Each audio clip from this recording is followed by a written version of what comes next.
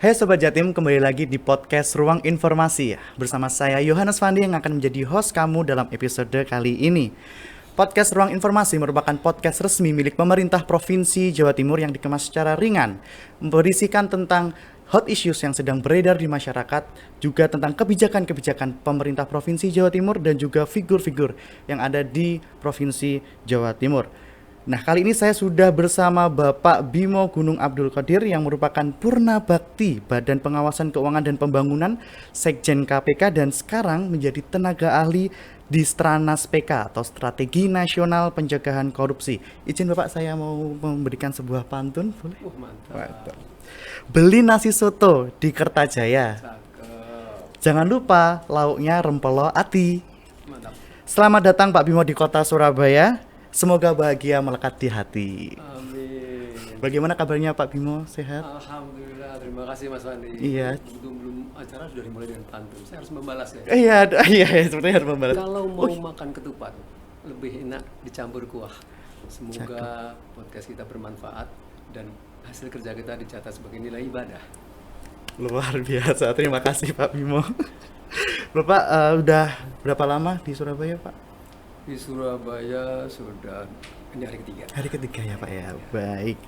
Nah, kali ini saya bersama Pak Bimo, Sobat Jatim akan mengulik dan membahas sesuatu yang menarik terkait pencegahan korupsi.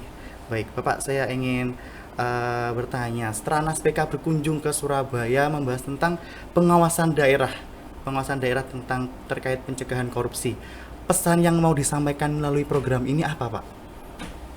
Makasih Mas Wandi, ini merupakan sesuatu pertanyaan yang mengusik, menggelitik, tapi harus dijawab dengan tepat. Betul. Artinya gini, kalau kaitannya mengerucut pada apa yang ditanyakan Mas Wandi tadi, jadi gini, di tahun 2003 itu UNCSC itu United Nations Convention Against Corruption itu merupakan semacam undang-undang dasarnya negara-negara yang tergabung di UNCSC itu sudah menelurkan kesepakatan yang dipercayai oleh PBB dan kemudian kesepakatan itu diratifikasi oleh pemerintah Indonesia di dalam Undang-Undang Nomor 7 Tahun 2006. Artinya diratifikasi itu diambil sebagai undang-undang bahwa apa yang merupakan komitmen dari negara-negara yang tergabung dalam UNCSC itu akan kita laksanakan juga di pemerintah Indonesia. Nah, setelah beberapa tahun kita melihat ada pembentukan KPK. Kemudian secara sistem juga diperbaiki. Mungkin bagaimana mempercepat, kan KPK sendiri kan merupakan salah satu institusi untuk melakukan penegakan hukum. Sudah ada kepolisian, sudah ada dari kejaksaan, juga kemudian sudah ada KPK. Tapi bagaimana dengan pencegahan? Ada upaya-upaya lebih. Nah, upaya-upaya itu yang rasanya perlu dipercepat, diakselerasi. Untuk itu terbit Perpres nomor 55 tahun 2012 tentang Stranas, kalau dulu masih namanya PPPK. PPPK ya. Program Pencegahan dan Pemberantasan Korupsi. Kemudian ada beberapa rencana aksi dan itu disempurnakan terakhir di Perpres nomor 54 tahun 2018. Di sana hanya Stranas PK saja. Yang harus diperkuat adalah bagaimana melakukan pencegahan atas korupsi. Memang ada adagium di dunia hukum, terutama yang terkait dengan pidana khusus, dalam hal ini pidana korupsi, yang namanya pencegahan yang dahsyat. Itu adalah pendidikan yang hebat. Kalau semua yang salah, yang melakukan fraud itu diberantas, ditindak semua, pasti orang yang mau melakukan ada deterrent effect. Deterrent effect itu efek gentar, bukan efek jerah. Kalau yang koruptor itu kena, dia katanya biar kena efek jerah, kena sekian tahun, nggak bakalan jerah aja. Oh, usianya sudah 20, misalnya sudah 65, sudah 70, ya mungkin dia sebelum keluar bisa juga mutasi ke dunia lain. Nah, tapi kalau efek gentar supaya orang tidak melakukan, ini yang perlu. Nah, di dalam Perpres nomor 54 2018 itu dikerucutkan lagi ada 15 rencana aksi. 15 rencana.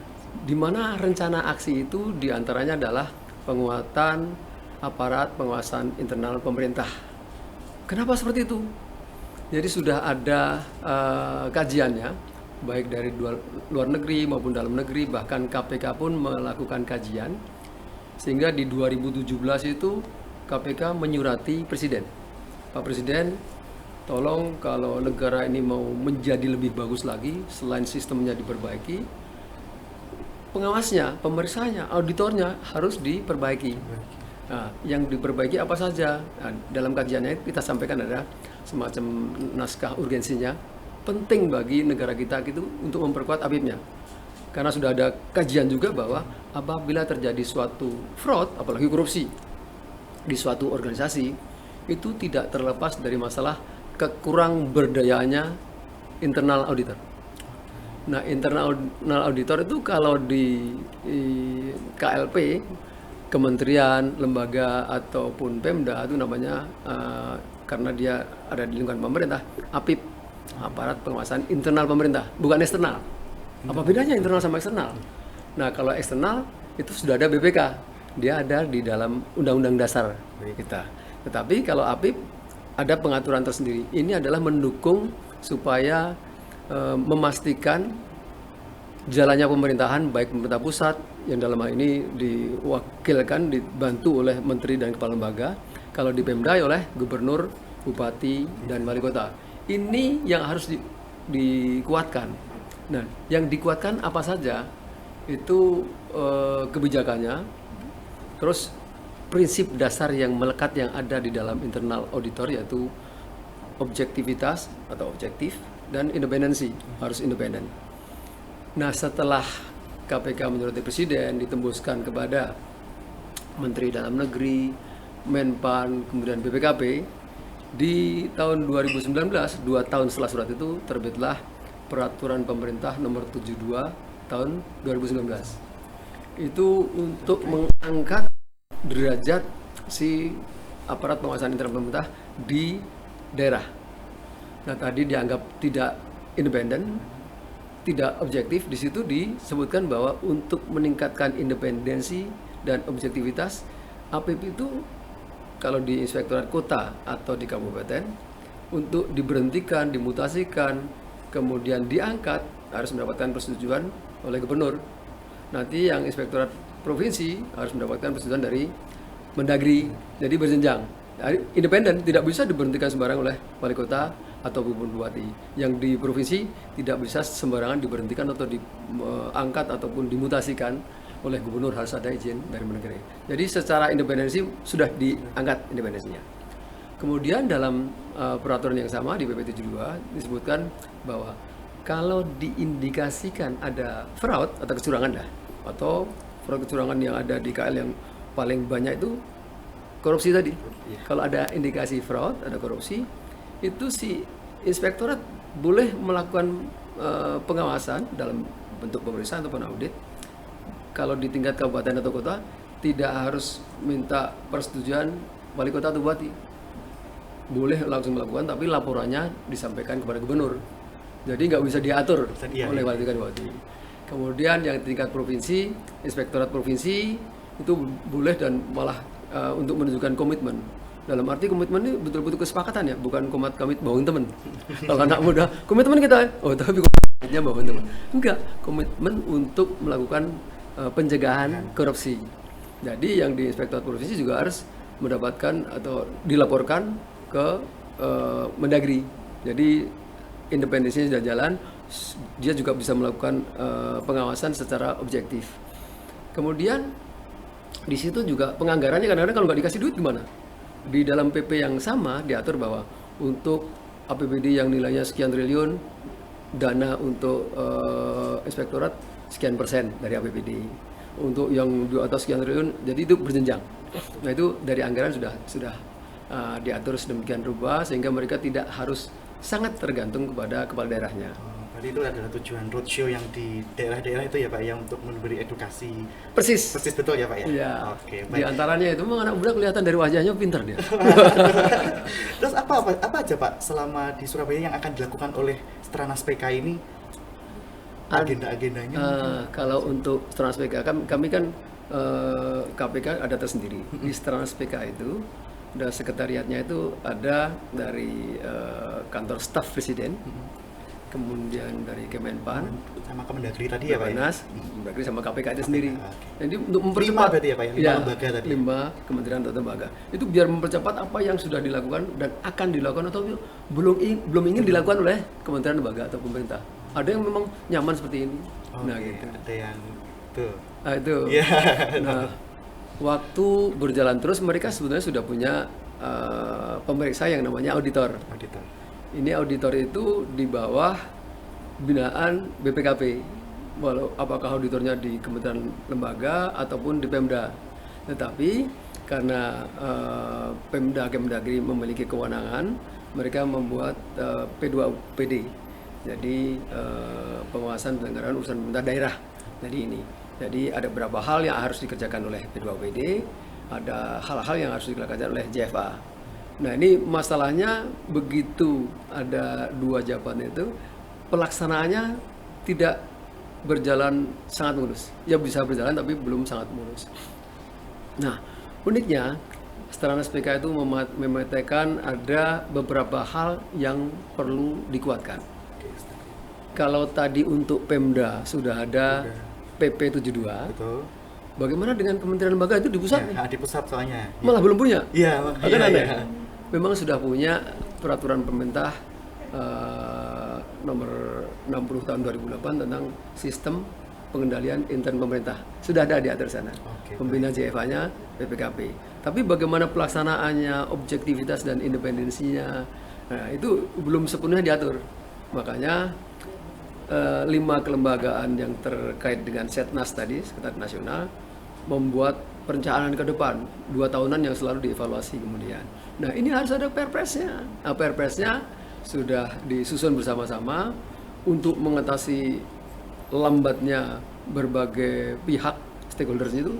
Kami membantu menyusunkan rancangan perpresnya. Stranas PK tadi ya Pak? Yang untuk peraturan presiden, tentang penguatan APIP-nya, biar mereka juga kuat dan tidak boleh lebih lemah daripada Pemda, bahkan harus lebih kuat. Nah di situ di perencanaan yang pasal-pasal dimasukkan dalam rancangan Perpres itu sudah diserahkan ke Menpan. Ini sudah ada permintaan masukan dari Menpan. Siapa yang kira-kira dari beberapa kementerian itu akan dijadikan sebagai tim PAK, panitia antar kementerian. Mereka inilah yang nantinya akan menggodok. Nah itu sudah ada. Di objektivitas dan independensi sudah ditingkatkan, sudah disebutkan di dalam rancangan Perpres. Ini yang diharapkan dapat. Inilah salah satu tujuan kelembagaan, artinya yang harus diatur oleh menjadikan target di Stranas PK. Iya. Itu baru satu. Baru satu ya Pak. Tapi sini Pak, saya baru aja mendengar sih Pak, Stranas PK. Saya tadi membaca profil Bapak, juga Bapak tenaga ahli di Stranas PK. Nah, Strategi Nasional Pencegahan Korupsi, bisa dijelaskan Pak itu divisi seperti apa Pak? Supaya mungkin Sobat Jatim pun pasti belum banyak yang tahu tentang Stranas PK, mungkin ada sedikit untuk knowledge buat Sobat Jatim di sana Pak. Iya Mas Fandi, terima kasih. Jadi di KPK sendiri ada beberapa kedeputian yang membawakan direktorat gitu kan. Selain itu tuh ada juga deputi koordinasi dan supervisi. Tetapi upaya pemerintah bersama bukan hanya dilekatkan kewajiban itu pada KPK saja, tapi oleh Presiden karena membentukkan Perpres itu dilakukan oleh Setnas yang terdiri dari 5 lembaga tadi. Ya, Bapenas, Kemendagri, Kemenpan, ya. Baik. Nah, itu dibentuk Stranas. Di sana ada beberapa program, kemudian ada 15 rencana aksi, khususnya di tahun 2003 dan 2004 itu ada 15 rencana aksi.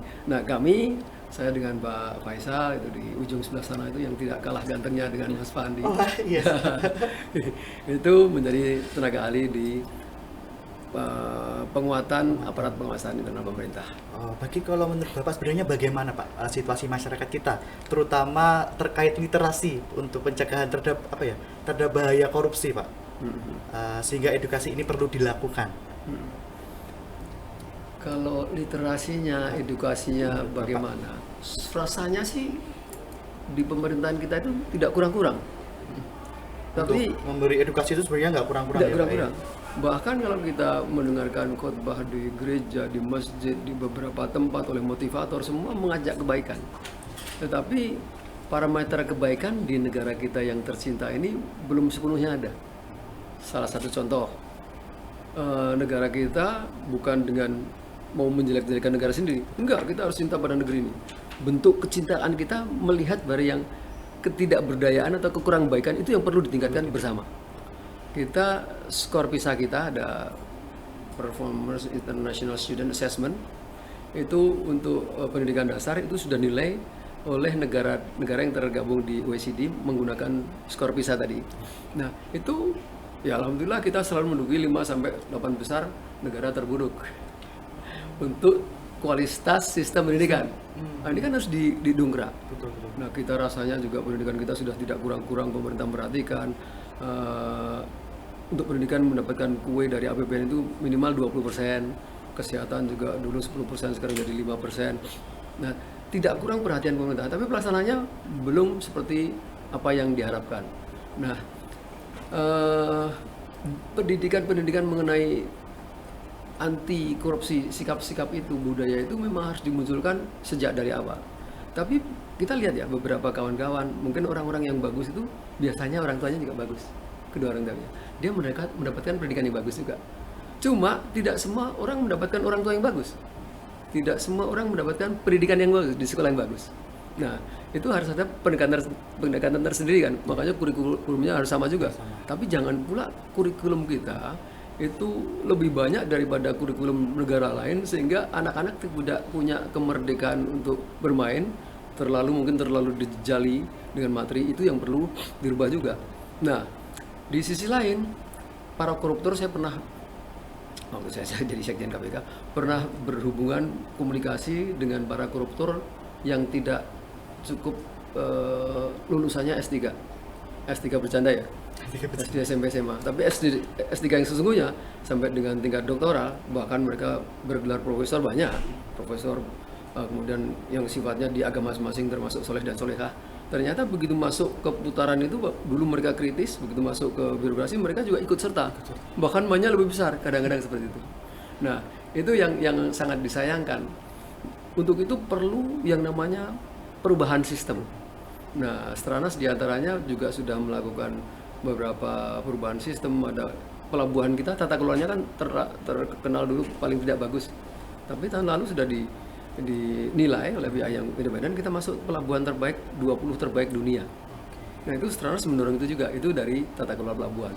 Nah, yang saya sampaikan di awal tadi, segala sesuatu yang ada kecenderungan atau sudah terbukti fraud di salah satu organisasi ataupun entitas biasanya terjadi karena si internal auditornya kurang berfungsi. Demikian juga nanti kalau untuk kementerian, lembaga, dan Pemda itu ada persyaratan kalau untuk Pemda ya, sebelum ditandatangani pimpinan daerah itu harus ada di review dulu oleh aparat penguasaan internal pemerintah, oleh inspektoratnya, baik termasuk di provinsi juga seperti itu. Setelah di review, baru nanti jadi laporan keuangan, sudah ada SOR-nya, statement of review, baru nanti BPK bisa masuk. Tapi beberapa kejadian yang kita munculkan yang sudah mendapatkan opini WTP pun ternyata wajar tanpa pengecualian ya. Tapi ternyata memperpanjang atau tetap mempertahankan status WPTP-nya pun oleh eksternal auditor ternyata bermain juga. Nah, itu juga berarti apa? Ada kesalahan di internal auditor juga. Internal auditor juga salah. Mengapa reviewnya lolos-lolos saja seperti ini? Buktinya ketemu tapi bahkan menjadi dalam tanda kutip jadi mainan juga gitu. Lalu kalau seperti itu Pak, apa saja program dari Stranas PK untuk mencegah hal itu Pak? Nah, kita perlu menguatkan. Ternyata begitu kita ulik lagi, jumlah internal auditornya pun terlalu sedikit. Bagaimana internal auditor yang misalnya dalam satu daerah cuma let's say 10, padahal di beban tugasnya dia harusnya diisi oleh 60 orang. Ya. Nah, dia harus mengajukan kepada pemerintah. Itu dari jumlahnya. Tapi jangan sampai pula jumlahnya misalnya terpenuhi, tapi kualitasnya nggak mumpuni. Nah, selain kuantitasnya harus ditambah sesuai dengan analisis bekerja, kemudian kualitasnya, kompetensinya, sertifikasinya juga harus dipikirkan mereka seperti apa. Baik yang di JFA maupun di P2PD. Itu Mas. Jadi diharapkan kalau itu sudah terpenuhi semua ya, mestinya akan mengikis rencana-rencana untuk melakukan fraud ataupun korupsi. Ini Pak, contoh program kegiatan, mungkin kegiatan dari Stranas PK yang maksudnya kegiatan benar-benar untuk edukasi pencegahan korupsi misalnya di Surabaya mengadakan catering atau apa seperti itu, apakah ada atau?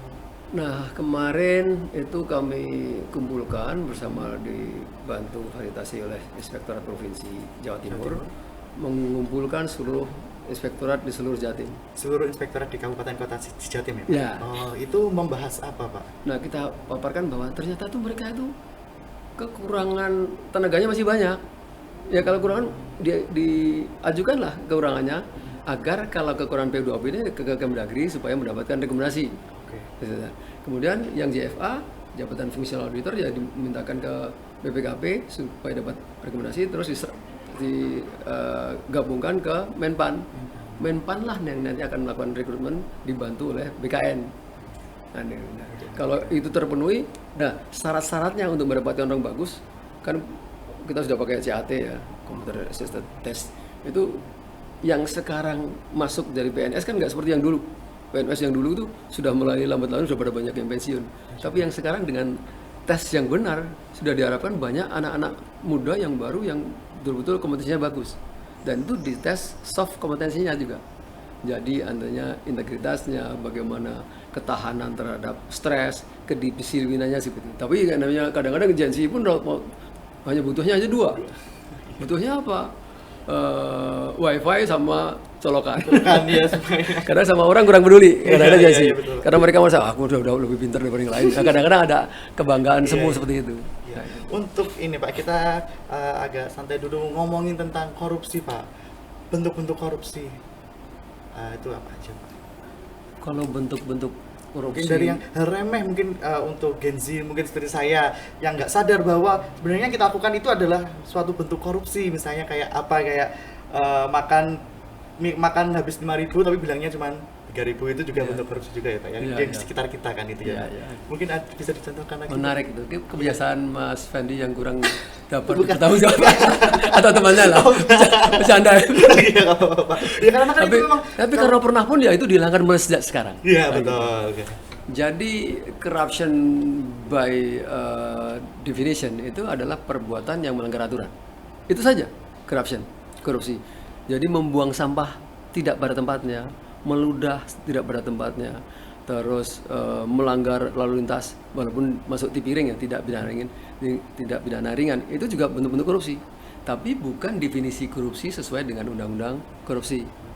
Kalau di undang-undang korupsi misalkan adalah seseorang yang secara melawan hukum, ada orangnya bukan seekor kucing, seseorang yang secara melawan hukum melakukan perbuatan, ada perbuatannya juga kan. Termasuk mendamaikan itu perbuatan juga, menguntungkan diri sendiri, orang lain atau korporasi yang merugikan keuangan negara atau perekonomian negara. Nah, kalau tadi meludah sembarangan, terus bisa buka baju sembarangan di tengah pasar, itu korupsi juga, tapi bukan korupsi sesuai dengan undang-undang Itu tipikor. kan hal kecil tapi harus dihilangkan Ya. sejak awal, karena nanti takutnya kedepannya nanti ikut-ikut yang gede-gede itu ya Pak. Betul, ya. Iya. betul. Nah ini menarik Mas Wandi. Iya. Kalau kira-kira dari Gen Z itu apa sih yang perlu kami lakukan untuk mencegah korupsi ke depan itu? Lakukan upaya-upaya yang kecil dan kalian tahu kalau itu melakukan perbuatan yang melanggar aturan, walaupun aturan etik saja. Ya kayak tadi buka baju di depan umum, Iya. kan bukan korupsi. Ketepatan waktu juga. Iya, Pak, ya. iya, ketepatan waktu dan tempat segala macam Iya, kan. betul. Nah, termasuk yang meludah membuang sampah, melanggar lalu lintas, walaupun tidak pidana ringan, tapi itu pelanggaran juga. Kalau itu dibiarkan saja, nanti akan berkembang, dia akan melakukan perbuatan-perbuatan pelanggaran hukum yang lainnya. Itu akan memunculkan perilaku-perilaku yang korup juga. Jadi mulai dari diri sendiri, berbuatlah walaupun kecil, tapi terus menerus. Mulai sekarang. Bertanggung jawablah dengan diri sendiri gitu Sobat Jatim. Jadi kesimpulannya ya Pak ya. Betul. Karena dari hal kecil, kalau kita menabur yang nggak baik, pasti kedepannya kita akan menuai yang nggak baik juga. Betul, betul. Berarti, Pak. Baik. Berarti masih berapa hari Pak di Jawa Timur ini? Mungkin besok sudah saatnya kami Saatnya kembali ya Pak ya. Ditunggu pulang dari kehadirannya lagi Surabaya. berarti Pak ini. Siap Mas Andi. Baik. Untuk selanjutnya Pak, ini program dari Stanas PK ini setelah dari Jawa Timur ini mau roadshow kemana lagi Pak? Nah. Udah berapa kota Pak yang dikunjungin di Jawa Timur ini? Artinya kalau berapa kota yang kami datangi, satu kota, Surabaya. Surabaya. Tapi dari satu kota Surabaya kami bisa mengumpulkan 38 kabupaten dan kota. Oke. Yang Kalau tadi kita datangin 2 hari, sehari, wah gempor, kelenger ya Pak. boros keuangan negara, betul. ya kami undang mereka di Kumpulkan sini. jadi satu. Iya, gitu Mas. Oh, baik. Baik, waduh. Seru sekali Sobat Jatim dari dari Stranas PK ini sedang berkunjung ke Jawa Timur, dan semoga Sobat Jatim di sana pun juga mendapatkan insight yang bagus dari podcast kita pada kali ini, bahwa jangan membiarkan hal sekecil dan seremeh mungkin, karena pasti nanti menjadi kebiasaan yang buruk di masa depan, seperti itu ya Pak ya. Terima kasih Pak Bimo atas waktunya. Mungkin saya sebelum menutup podcast ini saya ingin ada closing statement Pak untuk Sobat Jatim di luar sana Pak. Monggo, mungkin closing statement terkait apapun Pak. Kawan-kawan di Jatim, mulai dari sekarang lah. Seolah-olah kalau mulai dari sekarang, kenapa nggak kemarin? Ya sekarang kita pas ada acara seperti ini, jadikan kita lebih baik daripada hari sebelumnya. Itu kan sesuai dengan ajaran agama juga ya. Sesuai dengan ajaran agama, kita lebih baik dari sebelumnya. Kerjakan hal-hal yang kecil selalu, terus-menerus, setiap saat, dan dimulai dari sekarang juga. Kalau kita mempunyai pengetahuan atau ilmu, segera dibagikan kepada orang lain. Kalau uang dibagikan pasti cepat habis, tapi kalau ilmu yang dibagikan akan bermanfaat dan akan mendapatkan nilai pahala bagi kita semua. Gitu kira-kira Mas Andi. That's the point. Terima kasih Pak Bimo atas waktunya, atas kunjungannya ke Surabaya. Semoga besok pulang ke Jakarta selamat sehat. Amin. Ya. Baik, untuk Sobat Jatim, demikian podcast saya bersama Pak Bimo spesial hari ini. Dan mungkin kalau ada kritik, saran, dan tema podcast selanjutnya bisa tulis di kolom komentar. Dan juga jangan lupa untuk like, subscribe, dan share podcast Ruang Informasi. Baik Pak, sekali lagi saya terima kasih banyak atas waktunya sudah Sama-sama, Mas disempatkan Andi. mengunjungi kami di kantor Kominfo ini Bapak. Semoga Bapak sehat selalu. Dan akhir kata, saya Yohanes Fandi dan segenap kru yang bertugas mengucapkan terima kasih dan sampai jumpa.